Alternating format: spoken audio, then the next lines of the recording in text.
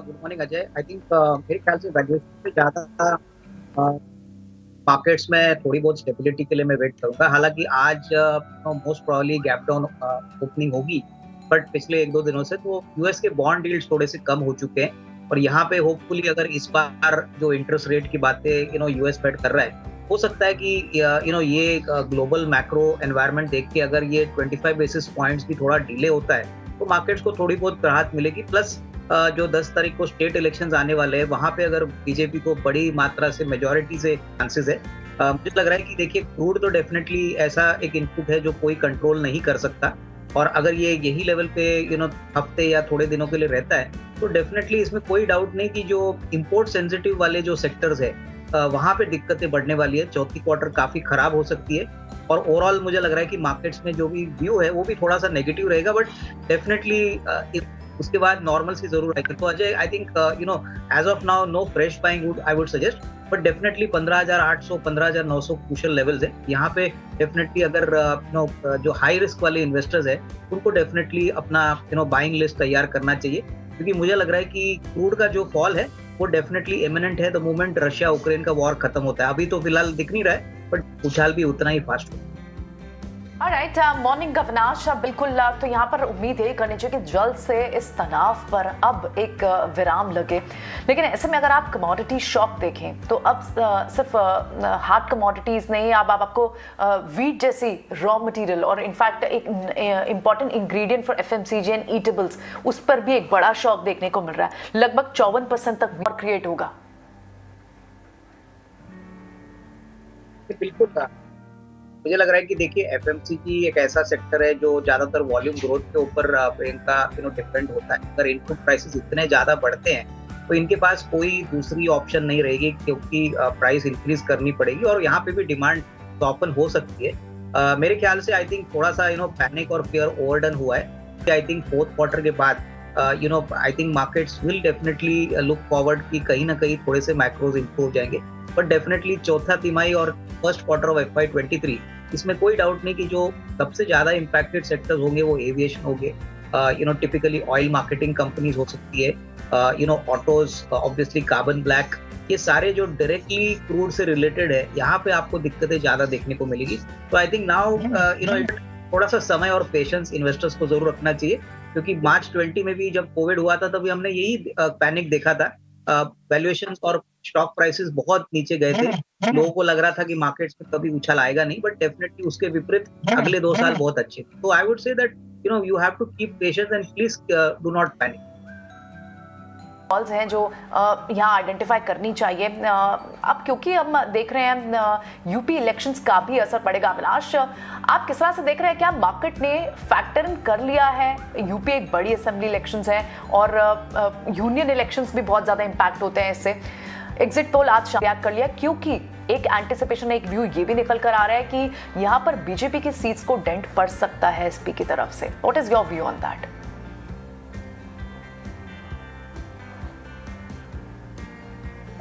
Avinash, can you hear me?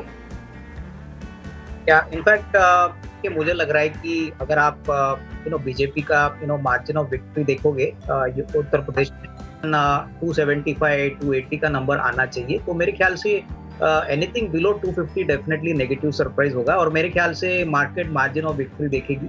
यहाँ पे अगर नंबर्स 250 के नीचे आते हैं तो डेफिनेटली नेगेटिव सरप्राइज है, लेकिन अगर 300 के ऊपर आते हैं तो मुझे लग रहा है कि मार्केट्स एक बहुत ही पॉजिटिवली इस विक्ट्री को देखेगी। कंटिन्यूटी सबसे बड़ी बात है यहाँ पे। जो प्रेजेंट गवर्नमेंट है उन्होंने काफी काम डेवलपमेंट के लिए किया है, तो डेफिनेटली इवेंट के बाद ये जो डोमेस्टिक इवेंट है वो बहुत इंपॉर्टेंट है। आज शाम से और कल एग्जिट पोल्स होंगे, तो मार्केट्स इस न्यूज के लिए भी काफी वोलेटाइल होंगे, काफी स्विंग्स आपको देखने को मिलेंगे। तो मेरे ख्याल से आई थिंक इन द नेक्स्ट 1 और 2 डेज नतीजे आने के पहले one can expect lot of volatility, लेकिन जिस तरह का नतीजा आता है वो मेरे ख्याल से मार्केट्स को एटलीस्ट नियर टर्म में कोई ना कोई एक पॉजिटिव सेंटीमेंट अगर आता है तो ये मार्केट्स को बहुत पसंद आएगा। बहुत ऑप्टिमिस्टिक आप बता रहे हैं।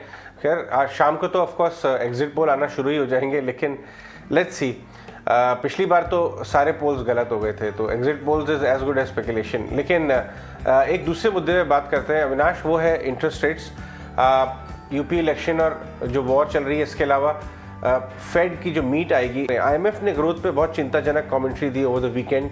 हमने देखा चाइना की ग्रोथ एस्टिमेट भी बहुत नीचे सेट की गई है, लोएस्ट सिंस 91, और जर्मनी ने अपने ग्रोथ एस्टिमेट काटे हैं। अगर ग्लोबल ग्रोथ इतनी स्टॉल हो रही है तो क्या ये फेड के हैंड को फोर्स करेगा कि शायद उतना अग्रेसिव रेट हाइक ना करें या इवन स्टॉल कर दें? नहीं, बिल्कुल। इनफैक्ट अजय, मेरे ओपनिंग रिमार्क्स में मैंने कुछ ना कुछ अब हम लोग को बताने की कोशिश कर रहे हैं। तो हो सकता है कि इस बार आपको शायद इंटरेस्ट रेट जो एवरीबडी सबका अनुमान है कि 25 बेसिस पॉइंट जरूर बढ़ेगा, तो ये शायद थोड़ा सा एक डिले या पोस्टपोनमेंट आ सकता है, क्योंकि growth is also very important. और जिस प्रकार के मैक्रोज में अभी खराबी आई है, डेफिनेटली फेड इस बात को भी नजरअंदाज नहीं करेगा कि ग्रोथ को इम्पैक्ट ना करे। हालांकि ग्रोथ अभी काफी अच्छा चल रहा है, लेकिन इन जो प्राइसेस है वो काफी बढ़ चुकी है। तो इन्फ्लेशन मैनेजमेंट एंड ग्रोथ, ये दोनों को बैलेंस्ड व्यू लेके कहीं ना कहीं डिसीजन फेड लेगी। But definitely chances are, at least 50% chances है कि इस बार इंटरेस्ट रेट्स नहीं बढ़ेगी फेड से।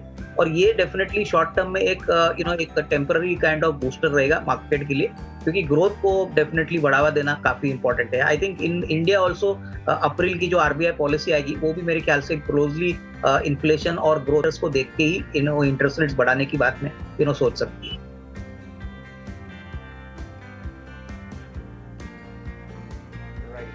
ये पॉइंट पे आपका क्या व्यू है? अगर हम फंडामेंटल पे बात करें कि पीक ऑफ पेसिमिज्म कौन से सेक्टर्स में है? जो कमोडिटी यूजर्स हैं, एशियन पेंट वैरायटी जहां कंप्रेशन हो रहा है, या फिर आपके गैस और रिफाइनिंग कंपनीज हैं जहां पे बहुत ज़बरदस्त प्रेशर है रिफाइनिंग के ऊपर नीचे। क्या ये पीक ऑफ पेसिमिज्म वाले एरियाज़ को आप देखेंगे क्या यहाँ से अगर और गिरता है बाजार तो पोर्टफोलियो में ऐड करने के लिए? अजय, मुझे लग रहा है कि देखिए पीक ऑफ पेसिमिज्म डेफिनेटली है, लेकिन अभी इस लेवल पे अगर हम कोई भी स्टॉक खरीदते हैं तो जनरली स्पीकिंग हमने देखा है कि market is on a slippery wicket. Index जैसे जैसे गिरता है इन स्टॉक्स में ऊपरी लेवल से अभी भी कोई बड़ा सपोर्ट नहीं आ रहा है। तो कि अगर किसी को निवेश करना भी है, एक कॉन्ट्रा कॉल भी लेना है, तो पूरी तरह से लमसम इन्वेस्टमेंट ना करे। मैं समझता हूँ कि अगर आपके पास 100 रुपया है तो एक 10-15 रुपया आप थोड़ा सा निवेश करिए, थोड़ा सा और रुकिए, क्योंकि ये स्टेबिलिटी और जो मार्केट का सपोर्ट है वो जब तक आता नहीं है इन स्टॉक्स में गिरावट आएगी। स्पेशली अगर हम नेचुरल गैस की कंपनीज देखें तो रशिया यूक्रेन के मामशन पेंट्स, उसके बाद ऑटोज, कार्बन ब्लैक, ये सारे जो केमिकल सेक्टर्स यहाँ पे हमको लग रहा है कि कम से कम 1-2 क्वार्टर्स मार्जिन में बड़ा कॉम्प्रेशन आने वाला है। तो ये डेफिनेटली जो भी निवेशक अभी खरीदता है वो ध्यान में रखे कि जो अर्निंग्स रिकवरी है उसमें थोड़ा सा डेफिनेटली ब्रेक लगेगा। तो definitely one can buy small पिट्स in this kind of gap down markets. But Ajay, मैं पूरी पैसा नहीं लगाऊंगा। स्टैगर्ड वे में अगर आप पैसा डालोगे तो डेफिनेटली जब बाउंस आएगा तब आपको काफी फायदा होगा।